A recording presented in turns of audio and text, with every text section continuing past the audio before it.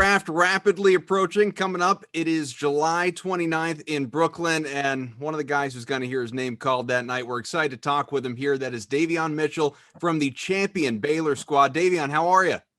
Good. How are you? I'm good. Now, how are the emotions for you right now? Man, it's kind of nervous, but it's like good nervous. It's like you about to play like a basketball game, and that type of nervous when you get in the game, and then after you make your first shot, then you're fine. Yeah, that's what I'm feeling right now. So is it the kind of thing where, butterflies go away as soon as it gets there, or is there that build up? Yeah, it's definitely that build up. But kind of like when I get there, when I get on that stage, when I see everybody and be with my family, I think I'll calm down a little bit. But it's definitely exciting. I mean, that's the best part, just to be in that room with your family. So it's definitely like an exciting moment.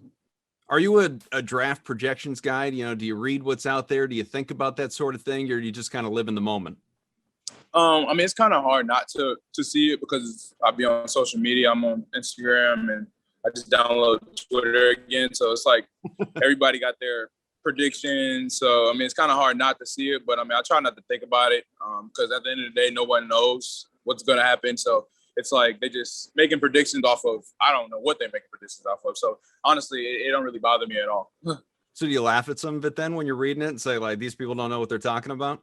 I laugh at all of them. I mean, just because, like they don't, like, how would they know? Like, how do they know and I don't know? You know what I'm saying? Like, and I play basketball. So, like, how do they, what makes them think that they know and I don't know? So, I don't know. I kind of laugh at all of them for sure.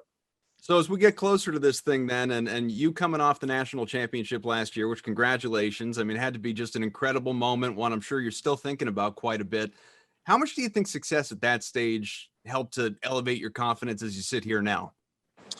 I think for me, I've always been a guy that thought himself as a winner. I mean, and just winning at that stage in front of like one of the biggest stages, you kind of known as a winner if you win the national championship. I mean, just because it's Baylor, I mean, we had a really good record my sophomore year and junior year. So it just helped me just go into the NBA knowing that you can be a winner and knowing that your title is like you're a winner. You're going to do things that's going to win.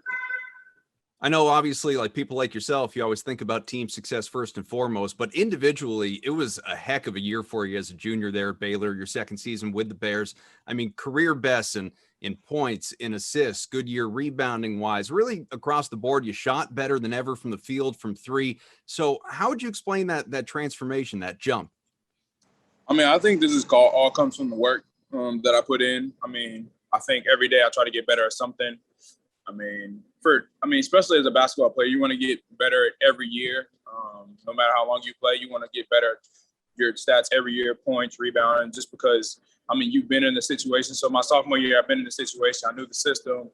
I knew what kind of role I was going to play. So, I mean, that's helped my confidence, scoring the ball, assisting my teammates, making the right plays defensively, and just grabbing rebounds. So I think, but the hard work definitely showed throughout this season. So what part of your game are you working on right now?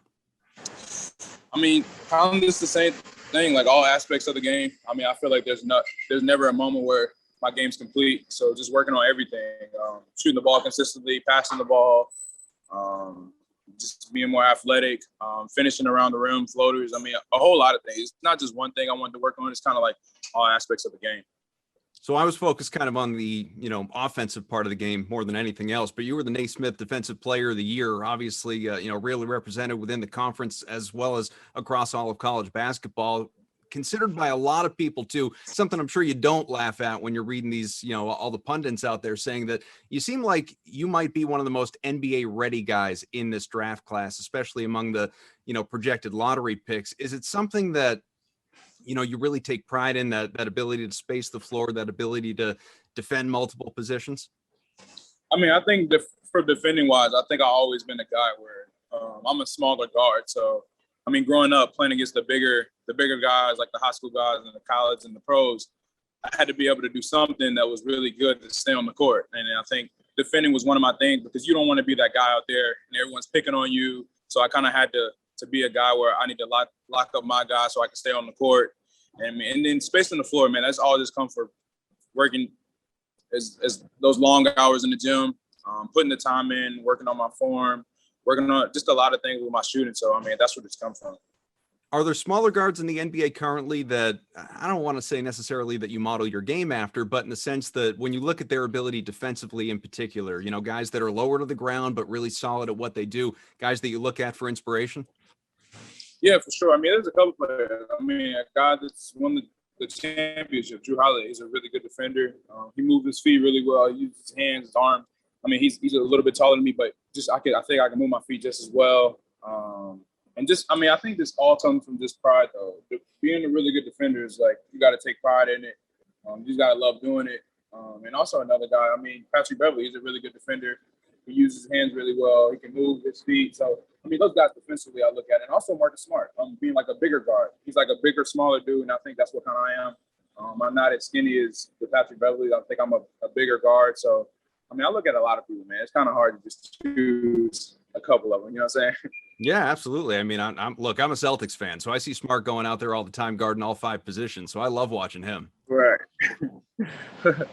So being from Georgia, I saw you went back home with the national championship, obviously, given the key to the city, which had to be an incredible thrill and great accomplishment for you. Once you're in the NBA, do you have plans, dreams for giving back to the community? Yeah, for sure. I mean, I have a lot of things that I wanted to do for my community. I mean, especially because I'm from a city called Huntsville. I mean, there's not that many gyms for like the athletes. I know for me, I was blessed to have a grandmother who owned a gym. It was like a public gym where I could get to the gym anytime I want. I mean, but other people can't get that. So me just I wanted to build like a gym for public people, for the kids down there who just want to go in the gym to play basketball. It don't have to be like a certain time. I wanted to build like something like a 24-hour gym. I mean, also an AAU team. I think if I'm thinking about doing now, I mean, it's a lot of things. I mean, I think I got enough time to think about it. So yeah, but definitely give it back to the community for sure.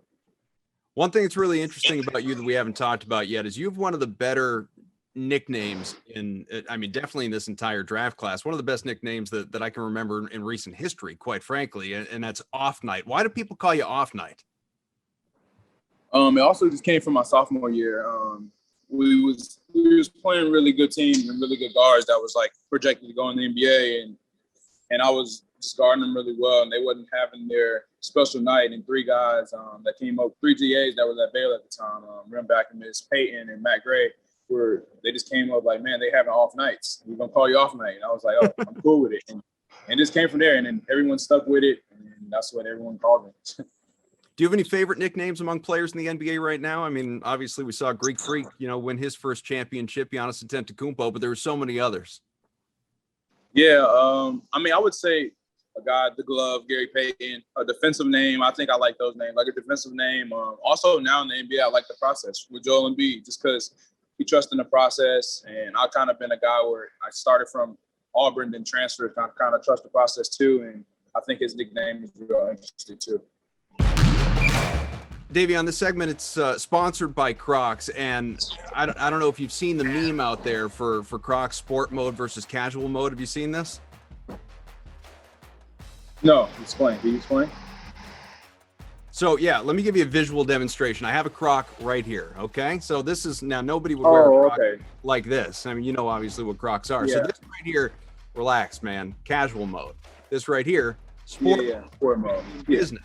So I'm gonna put you into a bunch of situations. You need to tell me if you handle these situations in casual mode or sport mode. Okay.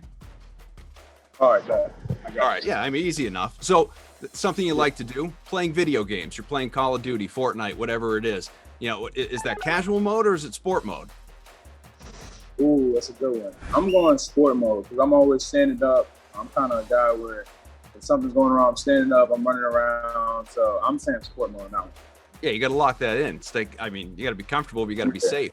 You don't want to be going after the enemy and lose your footing or something like that. But if you're gonna unwind, you're gonna go to a movie, you're gonna go see latest movie with Denzel, you're gonna see a Fast and the Furious, F9 or something like that. Casual mode or sport mode?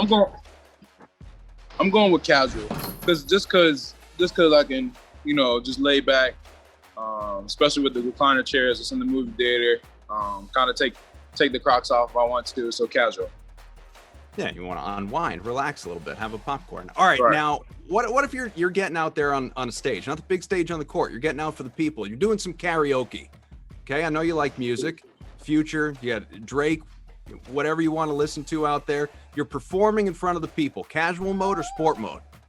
Oh, sport mode. I can't be casual because what if they come off and everybody looking out? I gotta go sport mode. I gotta be locked in.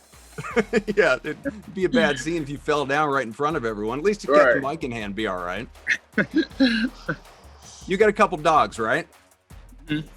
Okay, so you're out walking the dog. Casual mode or sport mode? Sport for sure. Just because you might got a cat or something they run after, they might get off the leash. You gotta be active the whole time. I'm going with sport on that. What if you're getting ready to eat, having some barbecue in the backyard? Ooh, usually barbecue in the backyard leads to like game plans, racing, that type of stuff, kickball. So I'm going with sport. I think I know which way you're going to go with this one. You're going to the beach, going to have fun. Sport mode, casual mode. Oh, I'm casual. I gotta take those off. Yeah, be ready to kick them off the second you hit the sand. Yeah. It's go time. Yeah, sure. Now, what if you're going to class? I mean, that might be in your rear view here, getting ready for the NBA, but the last few years, you're going to class, walking around campus in Crocs. Casual mode or sport mode? I remember in high school, I used to wear Crocs, and I used to always have them in casual mode. Casual mode, the class. Weren't worried about, getting around too quick or anything like that? Nope, I was always on time, so I was there early, so I'm just chilling. Yeah. All right, driving your car. Now, it's like walking the dogs. Like something a little too quick happens in front of you, you got to be able to react. But you're not always Dom Toretto in the Charger. So what are you doing? Casual mode or sport mode? It just depends. If I'm going somewhere far, I'm gonna go like a couple hours. I'm gonna go like casual. But if I'm up the street, I might put in sport mode just because traffic. In the city, you got to be up on your toes. But if you drive somewhere far, it's kind of like a lot of miles you got to drive. So I'm going with casual on the far distant drives. You said you have Instagram. You reinstalled Twitter on the phone recently. You're sitting around. You're just thumbing, scrolling social media.